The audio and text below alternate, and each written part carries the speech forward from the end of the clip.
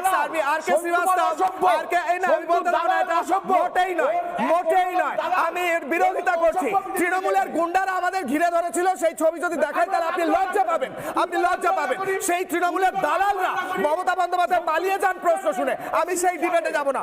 আর কে শ্রীবাস্তবের কাছে আসবো। আর কে শ্রীবাস্তব, আসছি স্যার আপনার কাছে। আর কে শ্রীবাস্তব উনি বলছেন যে সেনাবাহিনীর অফিসাররা ভবিষ্যতে গিয়ে বিজেপি করতেই পারে, তার মানে কি সেনাবাহিনীর অফিসার এখনো বসে ফোর্ট উইলিয়ামে রাজনীতি করছে? এর প্রমাণ কোথায়? এটা কোন লজিক? উত্তর দিন আর কে শ্রীবাস্তব, তারপর স্যারের কাছে আসি, বলুন। আমরা গর্বিত।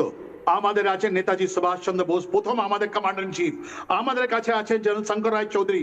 আমাদের কাছে আছেন এয়ার মার্শাল অরূপ রাহা। আপনি বলুন তো এরা কোন মাটির লোক? আমাদের পশ্চিমবঙ্গের মাটিকে এরা আমরা গর্বিত করেছে। এরা যারা করেছে দেশের জন্য কেউ করতে পারে না। আপনি বলছেন যে এরা ভালো করেন, এরা পলিটিক্স করছে, এরা এত বড় জায়গা যে এসছে এটা পলিটিক্স রাজনীতি করে এসছে। এনার মাথায় মগজ ধোলাই হয়ে গেছে। ইনি ভয় করছেন, ইনি বলতে সৎকে সৎ বলতে পারছেন না। ইনি বলছেন একটা রিটায়ার্ড লোক আপনার, যে কোনো রিটায়ার্ড লোক আপনি রাজনীতিতে আসতে পারেন না। তার মানে কি হলো? ডক্টরের ছেলে ডক্টর হবে না, ইঞ্জিনিয়ার আসবে না, ভালো ভালো লোক রাজনীতিতে আসবে না।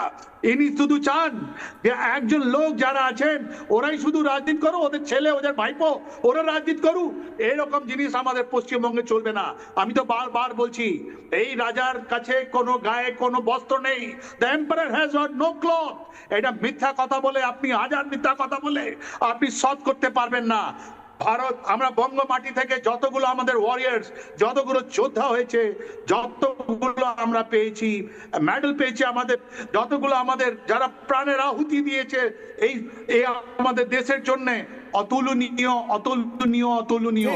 ওটা আজকে আর্মি ডে, আজকে আর্মি ডে।